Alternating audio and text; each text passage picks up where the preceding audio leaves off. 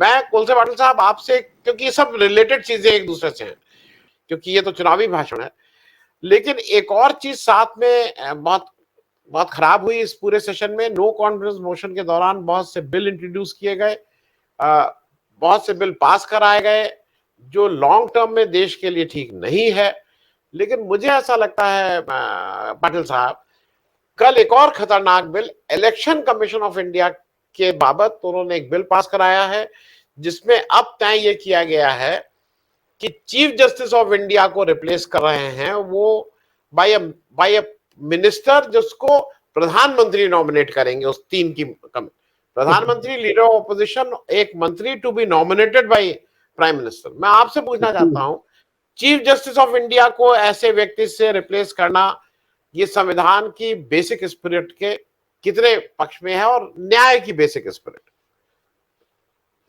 वैसे भी इन्होंने जो आदमी सिलेक्ट किया था जो 11th आवर को, उसको भी चीफ जस्टिस ने तो हरकत नहीं ली है, तो भी by way of precaution, because इनको डरो मत झूठ बोलो, इनको 2024 के बाद की ये व्यवस्था कर रहे हैं।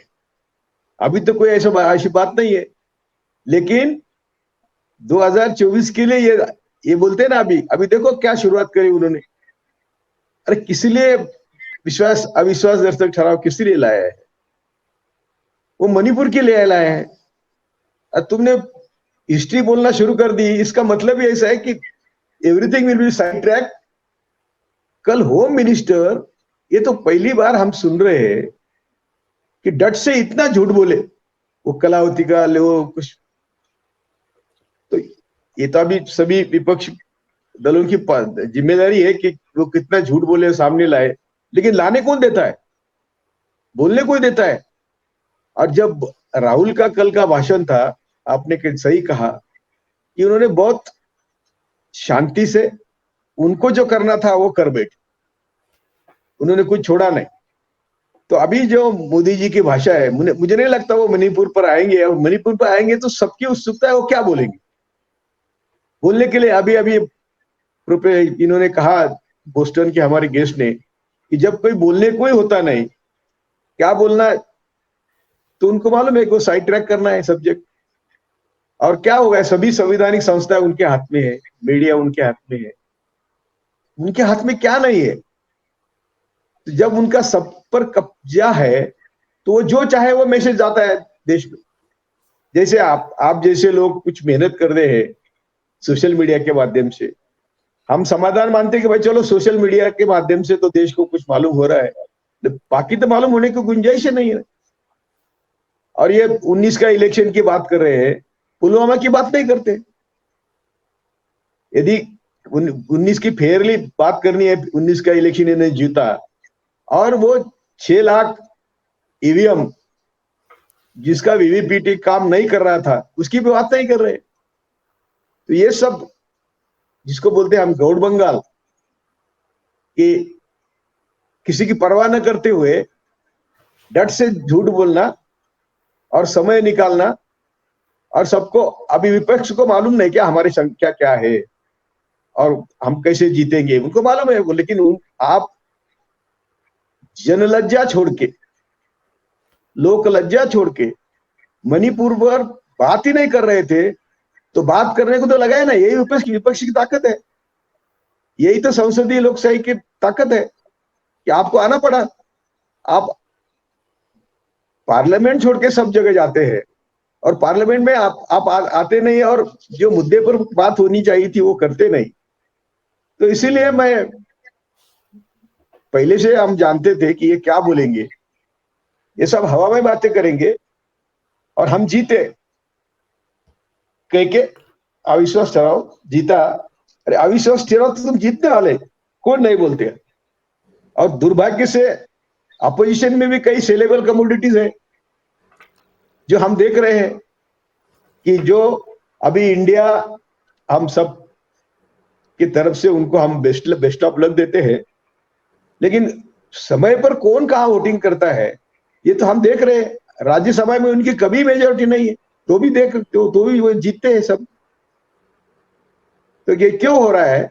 तो जो लोग उनको मदद कर रहे हैं उनको भी थोड़ी शर्म आनी चाहिए कि हमको किस लिए लोगों ने चुन कर दिया और हम क्या कर रहे हैं, मैंडेट क्या है, और उनकी संसद में या राज्यसभा में क्या उनकी चाल है, ये तो उनको भी लोक लज्जा है नहीं उनको। तो आज देश में हम सबके माध्यम से अभी कौन है सत्ता पर? आप बहुत बोलते हैं, मुझे बहुत लोग बोलते हैं कि आप ब्राह्मणों के खिलाफ बोलते हो, तो मैं आरएसएस के खिलाफ बोलता हूं। ये देखो, हमारे दोस्त ने किताबें लिखी है, आरएसएस नंबर 1 आतंकवादी संगठन, हु किल्ड करकरे, ये गोलवलकर का अभी जो आप नेशन शिफ्ट चैप्टर पढ़ेंगे तो वो मूर्ख बोलते हैं, वो भारत को मूर्ख समझते हैं। तो उतना ही नहीं, तो उनकी प्रस्तावना लिखने वाले आने उनकी किताब से भी ज्यादा लिखते हैं और बोलते हैं कि ये तो महापुरुष है। तो जो सरासर सब इसमें झूठ लिखा है, ये भी है, बंच ऑफ थॉट्स भी है, यही तो आइडियोलॉजी चल रही ना। उनका कहना ये है कि हम देश के मालिक हैं, तुम सब लोग जाने दो। ये हमारे उनके ये शैडो आर्मी था अपने धीरेन्द्र झा की किताब है, उन्होंने सब इनको एक्सपोज किया है। ये कितने के सबसे बढ़िया बात है कि हमारे दूसरे रिटायर्ड डीआईजी मुशर्रफ, वो ब्राह्मणों के बॉम्ब स्फोट और मुस्लिम्स हैंग्ड, ये किताब उन्होंने लिखी है। इनके सब कितने बॉम्ब्स है और कहीं कौन हैंग हुआ है, ये तो सब हमको मालूम है। और वही लोग सत्ता पर है आज, तो इनसे क्या उम्मीद करेंगे? दुर्भाग्य इतना ही है कि हमें आज कौन निर्बुद्ध बना रहा है, अंधश्रद्ध बना रहा है, दुनिया के तुलना में हमें पीछे ले जा रहा है। ये स्वर्ग नरक के लालच में और 33 कोटि देव क्या कहाँ है उनके सर पर बिठाकर हम सबको ये लोग मूर्ख बना रहे हैं, जानबूझकर प्लानिंग से। कई बाबा अभी बाजार में है, कई बाबा है बाजार में, और उनको बहुत कीमत है, उनको बहुत बढ़ावा मिलता है। हमारे महाराष्ट्र में फुले शाहू अंबेडकर छत्रपति शिवाजी महाराज के महाराष्ट्र में दुर्भाग्य से ये अंधश्रद्धा का तो इतना बर्दाश्त रख लिए उन लोगों की, बाबा की, उनको चैलेंज करने वाले हमारे महाराष्ट्र में कई लोग हैं, लेकिन कुछ फर्क नहीं पड़ता है, वो चल रहा है। महाराष्ट्र में हिंदू मुस्लिम दंगे की तो कभी बात ही नहीं होती। अरे मेरे गांव में कभी बात नहीं होती थी, कभी हुई नहीं हमारे गांव में बात, लेकिन गांव में बात हो रही लगी। तो ये आने वाले दिन इतने भयंकर है, हम लोगों को कितने बार समझा रहे हैं, कितनी बार समझे भाई, छोड़ो तुम इलेक्शन, लेकिन जो आज देश भयंकर संकट में है और आने वाला संकट बहुत खतरनाक है। और कई बार बोला, अभी कितने बार बोलेंगे कि ये कश्मीर की बात करेंगे, ये चाइना से कुछ पार्ट लैंड वापस ली बात करेंगे, कुछ भी बोलेंगे झूठ, और बोलेंगे यस मोदी है तो मुमकिन है। तो ये सब जो धोखे हैं, राम टेम्पल पर बॉम्ब डालने की बात हो रही है, मालूम नहीं कि अरे तुम इतने सक्षम हो, तुम्हारी इतनी बड़ी ताकत है, जिसने किसी ने ये भाषा की उसको निकालो ना बाहर और दे दो, चौराहे पर फांसी दे दो। तुम बोलते 14 मुझे फांसी दे दो, तुमको कौन फांसी देगा नहीं मालूम है। मोरा ये तो हमेशा बोलते हैं मोदी जी कि मैं गलत हूं तो मेरे फांसी दे दो, तुमको कौन फांसी देगा? जिनको देना है, जिनको आप सामने लाना है, उनको तो आप लाते नहीं। तो ऐसा ही चलते रहेगा जब तक हम लोग सक्षमता के साथ जनता के पास जाके उनको समझाएंगे नहीं कि आपका देश कम से कम 50 साल 100 साल पीछे गया है ये 9 साल में, 10 साल में। जी। तो इसलिए जो आपने कहा कि राहुल का भाषण बहुत अच्छा था, राहुल ने बहुत खूबी से कल भाषण किया। पहले शांति दिखाई, और जब उन्होंने मणिपुर के बाद माँ की बात करी, मणिपुर के साथ, तो बहुत अच्छा मैसेज गया। और वही एक ही आदमी डट से बोल रहा है। जी जी। जस्टिस कोलसे पाटिल, आपसे एक चीज और, मुझे कल एक व्यक्ति का एक फोटो दिखाई दी और वो खूब दिखाई जा रही है। चंद्रशेखर जी के लड़के का नाम है नीरज शेखर। नीरज शेखर जी पहले सपा के में थे, फिर अब वो बीजेपी में आ गए हैं। वो कल एक बड़ा सा प्ले कार्ड लेके पार्लियामेंट में दिखा रहे थे, परिवारवाद क्विट इंडिया। चंद्रशेखर के लड़के, परिवारवाद कुट इंडिया, मतलब ये लोगों को शर्म भी, और ये कोई बच्चे नहीं है, मान लीजिए मुझे ऐसा लगता है 5-7 साल के बच्चे में भी इतनी शर्म होगी। एक व्यक्ति जो 50-55 साल का है, जिसके पिता को हम लोगों को भाई बहुत अच्छे हैं, उनके उनके बारे में हम लोग का आदर है, उस पिता ने, अगर हम आपको ईमानदारी से बताएं, आज सुबह भी मैंने कहीं कहा, अगर चंद्रशेखर जी आज जिंदा होते और अगर नीरज ये काम कर रहे होते, सतीश जी यहाँ सामने बैठे हैं जो चंद्रशेखर जी को खूब ठीक से जानते थे, तो अगर नीरज जी घर गए होते तो उनको चंद्रशेखर जी क्या किए होते ये आप सिर्फ इमेजिन कर सकते हैं, कहना ठीक नहीं है, क्योंकि शायद बॉस्टन में तो बच्चे को मारने पे आप लोगों को सजा हो जाएगी, हिंदुस्तान में सजा नहीं होती है। नीरज शेखर जी की आज खैर नहीं होती अगर वो परिवारवाद क्विट इंडिया करके घर जाते और चंद्रशेखर जी पर उनका क्या करते। मतलब ये शर्म की भी वो इंतहा है। मैं एक चीज और आपसे पूछ रहा हूं कोलसे पाटिल साहब, क्योंकि खबरें ऐसी आ रही, इस रफ्तार से आ रही कि आप सबको पकड़ नहीं पा रहे हैं। जयराम रमेश ने कल संसदीय समिति के अध्यक्ष पद से इस्तीफा दे दिया, जो स्टैंडिंग कमेटी होती है, पार्लियामेंट्री स्टैंडिंग। उनका कहना है इसका कोई मतलब नहीं रह गया है, आप जो बिल हैं वो डिस्कशन करने के लिए भेजते नहीं है, आप कुछ स्टैंडिंग कमेटी का ऐसे ही आप पंग बना के रख दिए हैं, इनइफेक्टिव, तो इसके रहने का कोई मतलब नहीं, और उन्होंने उसमें कल इस्तीफा दे दिया उसके चेयरमैनशिप से। दूसरी एक बात और है जो दोनों एक साथ, एक तो इस पे आपकी टिप्पणी चाहूंगा, दूसरा आज सुबह जब पार्लियामेंट चल रही थी, अधीर रंजन चौधरी को बोलना था, उस समय बिना किसी कारण से स्पीकर ने पार्लियामेंट को एडजर्न किया, एनडीए की मीटिंग हुई, उसमें मोदी जी आके उस मीटिंग को एड्रेस किए और फिर पार्लियामेंट शुरू हुई। इस तरह की संसदीय वो मैंने तो कम से कम ना देखी थी ना सुनी थी। दोनों पे आपकी टिप्पणी, चलती हुई संसद को रोक के सब लोगों की मीटिंग आहूत कर लेना और फिर वो कर देना, तो इस पे जयराम रमेश की टिप्पणी। आप देखो, चंद्रशेखर के लड़के की आपने बात करी, चंद्रशेखर ने तो पार्लियामेंट में जब अविश्वास ठहराव था वाजपेयी के खिलाफ, इन्होंने सवाल पूछा था इसको को कि आप इनको क्या कहेंगे, सवाल पूछा था, और वो भी मेरे भी अच्छे दोस्त थे, ये लड़का तब छोटा था, लेकिन आज बुद्धि कहाँ है, मैंने शुरुआत में कहा है कि हम सबको निर्बुद्ध बनाने का काम किया है। ये 10 साल में हमने ना वैज्ञानिक सोच रखी है, ना तर्कशुद्ध सोच रखी है, जो मोदी बोलेंगे या मोदी के इर्द गिर्द लोग है वो बोलेंगे तो ये लोग करते हैं, और वही नहीं किया तो फिर इनके सब ये दिक्कत में आते हैं।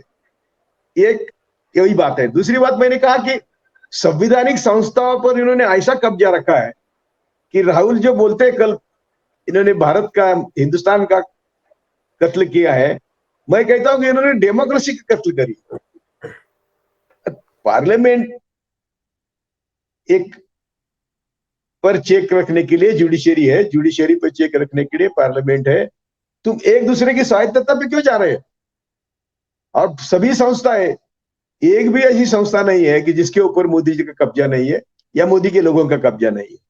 तो दोनों बातें हैं। ये तो इन्होंने राष्ट्रीय सुरक्षा तार पर लगा दी है, आर्थिक विकास की बात ही नहीं होती है, सांप्रदायिक सद्भाव की भाषा नहीं होती है, इन्हें देश चलाने के लिए जो जो चीजें आवश्यक है, ये इसके ऊपर तो किसी का ध्यान ही नहीं, और जानबूझ कर नहीं है। तो इसे अभी आपने किसी ने बात करी अंतरराष्ट्रीय रिश्ते की बात है, क्या रिश्ते इनके अंतरराष्ट्रीय रिश्ते? ये जहां भी जाते हैं देश बेचते हैं, वहां से कुछ खरीदते हैं। उस दिन अभी एयर इंडिया के फ्लाइट्स का बात हुआ था, तो इतने लोगों को रोजगार अमेरिका में मिला, हमें क्या मिला? तो हम जो कर रहे हैं, जो ये अंतरराष्ट्रीय मंच पर जाकर जो कर रहे हैं, वो सिर्फ देश बेचने का काम कर रहे हैं। तो ये सरकार के खिलाफ विश्वास कैसा, कौन से मुद्दे पर रखेंगे? तो ऐसी जो अविश्वास की परिस्थिति है, इसलिए तो ये अविश्वास ठहराव लाया। और बात सबके ऊपर क्या है, तो मोदी संसद में आते ही नहीं, बोलने का तो सवाल ही नहीं, वो अपोजिशन को कुछ समझते ही नहीं। तो इसका मतलब हम लोग समझना चाहिए हमें कि यहाँ डेमोक्रेसी नहीं है, और न मोदी के कार्यकाल में कब आएंगी, कभी नहीं आएंगी। और जब तक ये सब, अभी आपने कहा हिंदू धर्म सुरक्षित नहीं है, अपने प्रोफेसर साहब ने कहा, उनको मैं सुनता हूँ, हमेशा बहुत अच्छी बात करते हो, तो ये जयराम रमेश रिसिग्नेशन दिया नहीं तो क्या करेंगे? यदि तुम अभी अधीर रंजन चौधरी की बात करी आपने कि वो बोल रहे थे तो आपने माइक बंद कर दिया, एडजर्न कर दिया और फिर एनडीए की मीटिंग करते आप लोग। वो क्या बोल रहे थे? उन्होंने अच्छी शुरुआत करी थी कि तुम स्वतंत्र आंदोलन में कहीं नहीं थे और हम लोग, हमारे पुरखों ने ये किया, उसमें क्या गलत बोला था? और मोदी का नाम लिया तो ये खड़गे ने अच्छी तरह से ढंग से कहा राज्यसभा में, वो क्या परमात्मा है क्या? वो कौन है मोदी? मोदी का नाम लेने से आपको इतनी तकलीफ क्यों हो रही है? तो ये सब इसी का परिणाम है कि वो चंद्रशेखर का बच्चा प्ले कार्ड लेके खड़ा है कि आज परिवारवाद खत्म करो। अरे बेटा, तू किस परिवार से आया है? और तो मैं बार बार ये कहता हूं, मैं बहुत बदनाम होता हूं इसलिए मैं ज्यादा बोलता नहीं, लेकिन इनसे ये उम्मीद नहीं है, इनसे ये आइडियोलॉजी पर चलने वालों की ये उम्मीद नहीं है। और ये जब तक है तब तक हमारे देश का भला होने वाला नहीं। और मैं हजारों साल का इतिहास हमेशा कोट करता हूं, तो आप हिम्मत से मुझे बुलाते हैं, मैं आपका आभारी हूं, लेकिन तो ये इनका दूध के तालाब में सुसु करने वाले लोग हैं। देश जब अच्छी तरह चल रहा है तो उसके खिलाफ क्या करना है इनको मालूम है। मौर्य काल की बात करी, बुद्ध की बात करी, मैंने सब बात करी है। और ये जो छोटा ग्रुप है जहरीली सोच वाला, वो हमेशा हमारे दूध के तालाब में सुसु करता है। मैं एक और मतलब करके इसको समाप्त करूंगा जो मेरी समझ है। एक तो मेरे एक दर्शक ने भेजा, उन्होंने अभी रिसेंट एक फिगर भेजी, उन्होंने कहा कि ये इस सरकार की रिजीम में 400 कश्मीरी पंडितों ने सरकारी नौकरी छोड़ी और कश्मीर छोड़ा है जब से ये कहते हैं कि हालात बिल्कुल सुधर गए और सब लोग हैं। ये लेटेस्ट फिगर है। दूसरा, मैं एक और चीज जो मैं जिस तरह से देखता हूं, कोलसे पाटिल साहब आप लोग सीनियर हैं और मुझसे ज्यादा समझते हैं, कश्मीर में मैं हरदम एक चीज देखता हूं, लोग एक तरफ बताते हैं ना शेख अब्दुल्ला और फारूक अब्दुल्ला और ये का पाकिस्तान, लोगों को शायद इतिहास नहीं पता है। 1932 में जब ये नेशनल कॉन्फ्रेंस बनी तो जम्मू कश्मीर मुस्लिम कॉन्फ्रेंस इसका नाम था, और ये जवाहरलाल नेहरू का इन्फ्लुएंस था कि उनसे दोस्ती हुई शेख अब्दुल्ला की, राजा के खिलाफ लड़ना शुरू किया शेख अब्दुल्ला, और उन्होंने उस मुस्लिम कॉन्फ्रेंस को जम्मू कश्मीर नेशनल कॉन्फ्रेंस में 39 में कर दिया था। आजादी की बात नहीं किया था, ये 39 में कर दिया था। और ये बात मैं इसलिए कह रहा हूं कि ये बड़ी भारी जीत थी उस कांग्रेसी विचारधारा की, उस गांधी की, उस नेहरू की, कि जो एक बाई डिफॉल्ट जिस एक ऐसी पार्टी जिसमें 99% मुस्लिम थे या 90% से ज्यादा मुस्लिम थे, वो मुस्लिम लीग के साथ अलाइन होने के बजाय वो कांग्रेस के ज्यादा नजदीक थी। और दूसरी बात मैं एक और चीज कहूंगा, लोग नेहरू को बहुत गाली देते हैं। नेहरू की और शेख अब्दुल्ला की लेजेंडरी दोस्ती है, इसमें तमाम किस्से हैं, तमाम जगह लिखा गया है। लेकिन जब देश की बात आई और जब शेख अब्दुल्ला को, नेहरू को यह लगा कि शेख अब्दुल्ला भारत राष्ट्र के प्रति उनको यह है कि नहीं कश्मीर अलग होना चाहिए, तो उनको उन्होंने जेल में डालने में भी नहीं हिचकिचाया। ये हिस्ट्री मैं इसलिए कह रहा हूं क्योंकि ये शायद मैं बहुत ओवर सिंप्लीफाई करके कह रहा हूं, लेकिन प्लीज पढ़िए, और पढ़ के ये जो आज की हिस्ट्री बताई जा रही कि सब मुसलमान हैं, ये उन्होंने ऐसे कर दिया, मत समझिए। कोलसे पाटिल, लास्ट वर्ड आपके साथ पाटिल साहब, और फिर we will close this. Last word, लोगों को समझना और पढ़ने की आवश्यकता है। ये जो सराहत के राज्य है ना, उनको हमारे पुरखों ने क्या कबूल किया, यही मानने को तैयार नहीं है लोग। ये आर्टिकल 370 का मतलब क्या था? 371 A B C D, Nagaland, Arunachal, Manipur, इनको कबूल किया था। ये हमारे भारत के भाग नहीं थे, इनको कुछ कबूल करके वापस लाया। ये स्पेशल आर्टिकल्स बनाए उनके लिए और उनको संरक्षण कबूल किया था कि आप सुरक्षित रहेंगे, आपके सब ट्रेडिशंस जो भी है, सब कुछ धर्म वगैरह सब सुरक्षित रहेगा। ये आप ये समझने लगे कि हमारे बाप की प्रॉपर्टी है। तो इससे तनाव बढ़ता है। जो अभी जगदीश जी ने कहा, सतीश जी ने कहा कि बैठना चाहिए उनके साथ, भाई तुमको जो कबूल किया था, आज का समय बदला है, थोड़ा बदल करेंगे, लेकिन वो नहीं, आप उनको मारते रहेंगे, काटते रहेंगे।